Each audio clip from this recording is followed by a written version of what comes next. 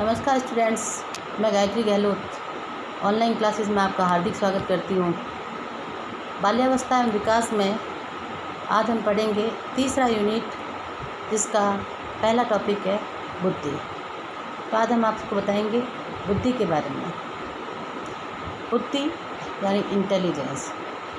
बुद्धि वो चीज़ है जो मनुष्य में पाई जाती है, अन्य प्राणियों में मनुष्य जितनी विशिष्ट नहीं होती है।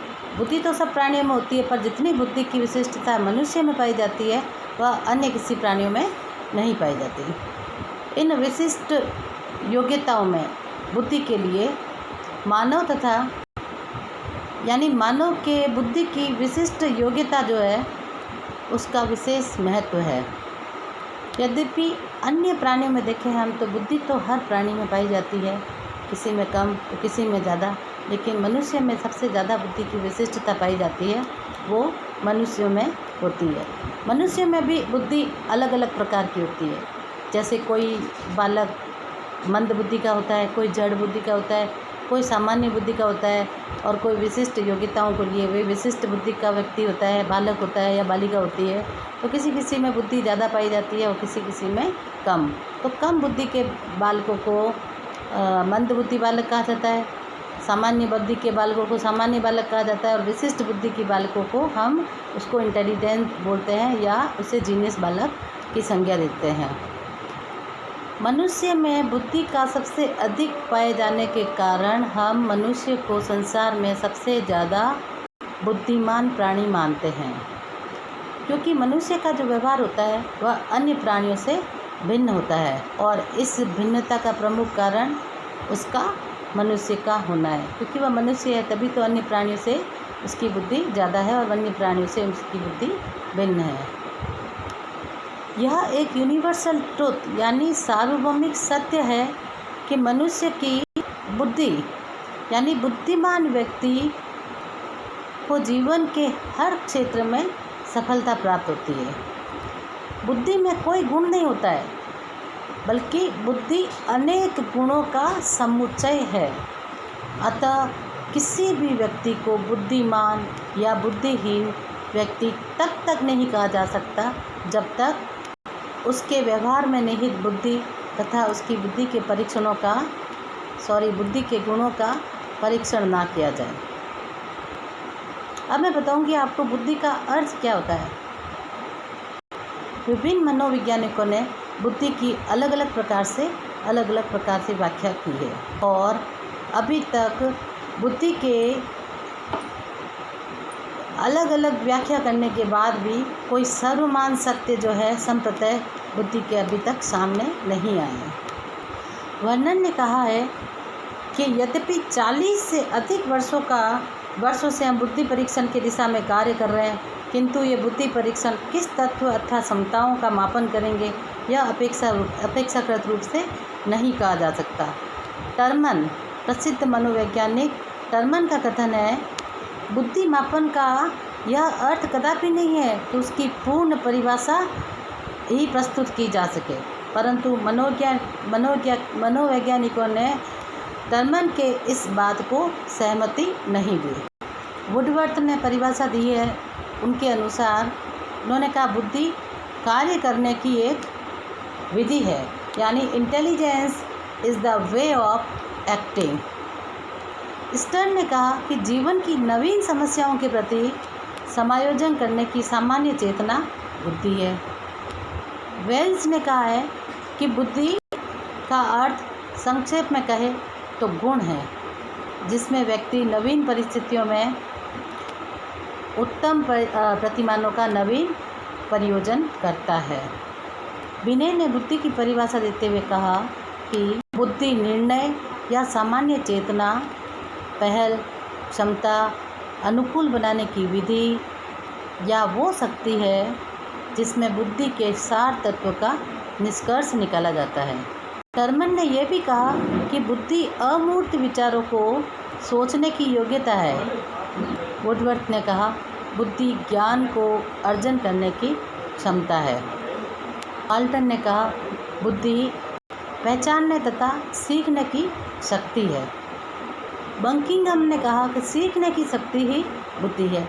इस प्रकार अनेक मनोवैज्ञानिकों ने बुद्धि की अलग अलग परिभाषाओं में बुद्धि को परिभाषित करने का कार्य किया। बुद्धि को परिभाषित करने का अपन कह सकते हैं कि कोशिश की। बकिंघम की परिभाषा intelligence is the ability to learn, यानी बुद्धि सीखने की शक्ति है। स्पीयरमैन ने बुद्धि की परिभाषा को परिभाषित करते हुए कहा कि बुद्धि सापेक्षिक चिंतन है। हैनमैन के अनुसार बुद्धि में दो तत्व होते हैं, ज्ञान और क्षमता, और दूसरा होता है और निहित ज्ञान। स्टाउट कहते हैं सतर्क रहने की शक्ति का नाम ही बुद्धि है। इस प्रकार विभिन्न परिभाषाओं को देखते हुए हम ये कह सकते हैं कि बुद्धि विभिन्न भागों की मिलाने वाली शक्ति है। बुद्धि अमूर्त विचारों के सोचने की शक्ति, बुद्धि पहचानने और सीखने की शक्ति है। बुद्धि सीखने की शक्ति का नाम ही बुद्धि है।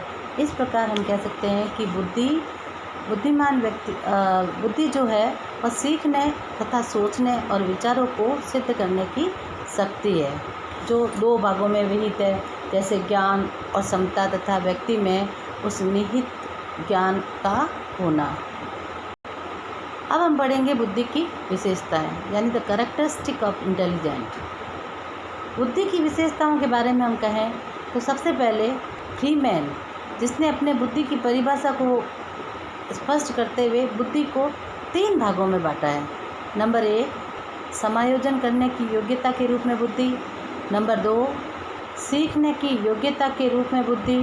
नंबर 3, अमूर्त चिंतन के रूप में बुद्धि। यानी समायोजन करने की योग्यता, सीखने की क्षमता, अमूर्त विचारों को या अमूर्त चिंतन के रूप में जो बुद्धि को परिभाषित करके 3 भागों में वर्गीकरण किया है। इस प्रकार हम बुद्धि की विशेषताओं को स्पष्ट करते हुए कह सकते हैं, बुद्धि जन्मजात शक्ति होती है जो वंशानुक्रम से प्राप्त होती है, और बुद्धि वह शक्ति है जिसके द्वारा कठिनाइयों को दूर करके परिस्थिति के अनुसार अपने व्यवहार को संगठन करना या अपने व्यवहार को संगठित करना। बुद्धि सीखने की क्षमता है। बुद्धि अतीत के अनुभवों से लाभ उठाने की योग्यता है। बुद्धि अमूर्त चिंतन की योग्यता है, जिनमें जो चीज़ प्रत्यक्ष नहीं है उसके बारे में भी हम सोच विचार सकते हैं। यानी जैसे एक एग्ज़ाम्पल, किसी चीज़ को हम सोचते हैं कि वो आसानी से हासिल नहीं होगी, लेकिन अगर हमारे में बुद्धि है तो हम इसको सोच के दिमाग में ये जोड़ लगाएंगे कि भाई कैसे इस चीज़ की सफलता प्राप्त कर सकते हैं, कैसे उस चीज़ को हासिल कर सकते हैं। तो बुद्धि अमूर्त चिंतन है, जिसको सोचने और समझने की शक्ति व्यक्ति में निहित होती है।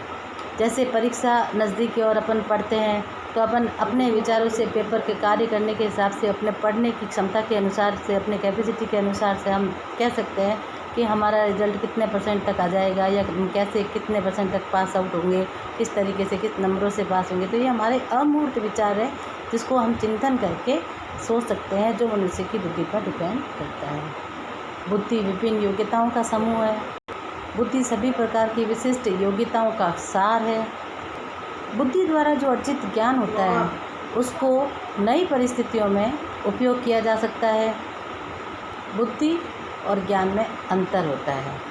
ज्ञान जो हम अर्जित करते हैं, बुद्धि जो हमारे में पहले से ही है, जैसे बुद्धि जन्मजात होती है जो वंशानुक्रम होती है। लिंग भेद के कारण बुद्धि में कोई अंतर नहीं होता है। बुद्धि में आत्मनिरीक्षण की शक्ति होती है। व्यक्ति द्वारा किए गए कार्यों की आलोचना या उसके विचारों की आलोचना बुद्धि स्वयं करती है। व्यक्ति जो भी कार्य करता है या जो भी विचार करता है तो उसकी बुद्धि स्वयं व्यक्ति खुद निर्धारित करता है। बुद्धि किसी भी समस्या को समझने का प्रयत्न करती है तथा उसी समस्या को समझकर मस्तिष्क को निर्णय करने की शक्ति प्रदान बुद्धि ही प्रेरित करती है। यानी मनुष्य को उसकी बुद्धि ही प्रेरित करती है कि यह काम उसको करना चाहिए या नहीं करना चाहिए। फॉर एग्ज़ाम्पल, हमारे सामने ये समस्या है कि जैसे बुद्धि अपने समस्याओं का विचार, जैसे किसी छोटे बालक को कोई ऐसा कार्य दे दिया जाता है जो उसके लिए करना असंभव है। बालक को कहेंगे तो बालक उस समस्या को समझने के लिए अपनी बुद्धि काम में लेगा, क्या ये मैं कार्य कर सकता हूँ या नहीं कर सकता हूँ। तो ये समस्या को सॉल्यूशन करने का काम बच्चा जो प्रॉब्लम सॉल्यूशन खुद करेगा तो वो अपनी बुद्धि के अनुसार करेगा। तो अपनी बुद्धि के अनुसार उसके मस्तिष्क में वो निर्णय लेगा कि ये कार्य मुझे करना है या नहीं करना है। तो बुद्धि को किसी भी समस्या को समझने की शक्ति प्राप्त है और उसका मस्तिष्क ये निर्णय करता है कि ये समस्या जो उसके सामने है क्या वो सही हल हो पाएगी या नहीं। यह काम मनुष्य की बुद्धि ही निर्धारित करती है। अब हम पढ़ेंगे बुद्धि के प्रकार यानी द टाइप्स ऑफ इंटेलिजेंट। बुद्धि के प्रकारों को निर्धारित कर पाना सरल नहीं है, फिर भी कई मनोवैज्ञानिकों ने बुद्धि के प्रकार बताए हैं। थॉर्नडाइक के अनुसार बुद्धि के 3 प्रकार हैं। उन्होंने कहा गामक यांत्रिक बुद्धि, दूसरा है अमूर्त बुद्धि, तीसरा है सामाजिक बुद्धि यानी the motor of mechanical intelligence, दूसरा है सोशल इंटेलिजेंस और तीसरा है कॉन्क्रीट इंटेलिजेंट। अब होता है सबसे पहले मूर्त बुद्धि। गैरेट तथा थॉर्नडाइक ने गामक अथवा यांत्रिक बुद्धि को मूर्त बुद्धि की संज्ञा दी है। अब हम पढ़ेंगे मूर्त बुद्धि के बारे में। जो व्यक्ति मनुष्य को वस्तुओं के स्वरूप को समझने तथा उसके अनुकूल क्रिया करने में सहयोग करती है उसे पेरेंट ने मूर्त बुद्धि की संज्ञा दी है। मूर्त बुद्धि को इसलिए कि मूर्त बुद्धि को समझाने एवं मूर्त क्रियाओं को करने में बुद्धि जो है सहायता प्रदान करती है। इस प्रकार की बुद्धि को थॉर्नडाइक ने यांत्रिक बुद्धि कहा था। जिन बालकों में बुद्धि की अधिकता यांत्रिक बुद्धि की अधिकता अधिक होती है वह बालक वस्तुओं को तोड़ने फोड़ने की और वस्तुओं को जोड़ने तोड़ने की क्रियाओं में विशेष रुचि लेते हैं। ऐसे बालक आगे चलकर विशेषकर इंजीनियर बनते हैं, विशेष कर्मकार और सफल व्यक्ति बनते हैं। दूसरा है अमूर्त बुद्धि एब्स्ट्रैक्ट्स इंटेलिजेंट। वह बुद्धि जो मनुष्य को पुस्तकीय ज्ञान प्राप्त करने में, पुस्तक को समझने में, विभिन्न तथ्यों की जानकारी प्राप्त करने में, सोचने समझने एवं समस्याओं के समाधान प्राप्त करने में व्यक्ति की सहायता प्रदान करती है, अमूर्त बुद्धि। थॉर्नडाइक ने इसे अमूर्त बुद्धि की संज्ञा इसलिए दी है क्योंकि वह बालक के अमूर्त चिंतन तथा बालक के समस्या समाधान में सहायक सिद्ध होती है। ऐसे बालक पुस्तकीय अध्ययन तथा चिंतन तथा मनन में अधिक रुचि लेते हैं। ऐसे बालक आगे जाकर वकील, डॉक्टर, अध्यापक तथा साहित्यकार बनते हैं। इस प्रकार हमने देखा कि मूर्त बुद्धि और अमूर्त बुद्धि में क्या अंतर। जो चीज़ अपन देख सकते हैं, जिसको देखकर, जिस क्रियाओं को, जैसे किसी मैकेनिकल जो सामान होता है, तकनीकी सामान जिसको अपन करते हैं, जैसे अपन छोटे बच्चों को खिलौने देते हैं, वे इसको जोड़ के आप एक महल बनाइए या इसको जोड़कर आप कार बनाइए। तो ऐसे बालक क्या है आगे चलकर इंजीनियर बनते हैं। और जो पुस्तक की अमूर्त बुद्धि जिसको हम देख नहीं सकते, पुस्तकीय ज्ञान के द्वारा अर्जित करते हैं, पुस्तकों का अध्ययन करके उनका चिंतन तथा मनन करते हैं, तो ऐसे बालक क्या होता है पुस्तकीय चिंतन से अपने बुद्धि के कारण उस चिंतनों का समाधान करते हैं, समस्याओं का समाधान करते हैं और उसके बाद में वह बालक आगे इस चिंतन के द्वारा आगे चलकर सफल वकील, साहित्यकार तथा डॉक्टर आदि बनते हैं। थॉर्नडाइक ने बुद्धि के प्रकार में बुद्धि की तीसरी बुद्धि बताई है सामाजिक बुद्धि यानी सोशल इंटेलिजेंस। सोशल इंटेलिजेंस में हम पढ़ेंगे सामाजिक बुद्धि व्यक्ति को समाज के कार्यों में भाग लेने, समाज के कार्यों में रुचि लेने तथा सामाजिक समायोजन के लिए प्रेरित करती है, वह सामाजिक बुद्धि होती है। थॉर्नडाइक ने कहा कि जिन बालकों में इस प्रकार की बुद्धि होती है, यानी जो बालक शुरू से सोशल होते हैं, वो बालक परिवार के सदस्य, समाज के सदस्य, अपने मित्रों के साथ, विद्यालय में अपने दोस्तों के साथ, सहपाठियों के साथ समायोजन अच्छे से कर पाते हैं। सामाजिक कार्यों में रुचि लेते हैं, ऐसे बालक आगे चलकर एक अच्छे बिजनेसमैन बनते हैं, अच्छे व्यवसायी बनते हैं, नेतागिरी करते हैं, राजनेता के रूप में प्रकट होते हैं। वो व्यक्ति राजनीति में भाग लेने का पूरा शौक़ रखते हैं, क्योंकि उनकी रुचि शुरू से ही वो सोशल होते हैं। और ऐसे जो कार्य होते हैं जो जैसे समाज में, अपने समाज में जैसे कोई धार्मिक कृत्य करवाना होता है या कोई ऐसे कोई मेले और कोई किसी का आयोजन होता है, तो ऐसे कामों में काम करने का, सहपाठियों के साथ काम करवाना, उनके साथ रुचि लेना, ऐसे बालक सोशल इंटेलिजेंस वाले होते हैं, सामाजिक बुद्धि वाले। तो इस प्रकार स्टूडेंट्स हमने पढ़ा बुद्धि का अर्थ पढ़ा, विनय के अनुसार बुद्धि का जो परिभाषित उन्होंने करा है, बुद्धि को परिभाषित किया है, वो परिभाषा पढ़ी हमने। बुद्धि का अर्थ जाना, बुद्धि के प्रकार पढ़े। थॉर्नडाइक ने बुद्धि को 3 प्रकारों में, हालांकि कोई बुद्धि के प्रकारों को वर्गीकृत नहीं किया जाता, लेकिन फिर भी थॉर्नडाइक ने बुद्धि को 3 प्रकारों में वर्गीकृत किया, यांत्रिक तथा गामक बुद्धि, मूर्त बुद्धि तथा सामाजिक बुद्धि। तो बुद्धि के प्रकार, बुद्धि के अर्थ, इनके बाद में, और बुद्धि की परिभाषा, इसके बाद में हम आगे पढ़ेंगे बुद्धि के सिद्धांत। तो आज हम यहीं तक पढ़ाई करें, यहीं तक पढ़ेंगे। नेक्स्ट वीडियो मेरा आएगा बुद्धि के सिद्धांत के रूप में। तो बच्चों, आप इसे सुनना, समझना, और कोई भी समस्या हो तो आप मुझे बताना। नेक्स्ट वीडियो में हम आपकी समस्या को दूर करने का प्रयास करेंगे। आप नीचे डिस्क्रिप्शन में आप अपनी समस्याओं को बताइए, और इस वीडियो को लाइक तथा सब्सक्राइब करें। पास में रेड घंटी का बटन दबाइए ताकि आगे आने वाले वीडियो की नोटिफिकेशन आपको मिलती रहे। नमस्कार, धन्यवाद।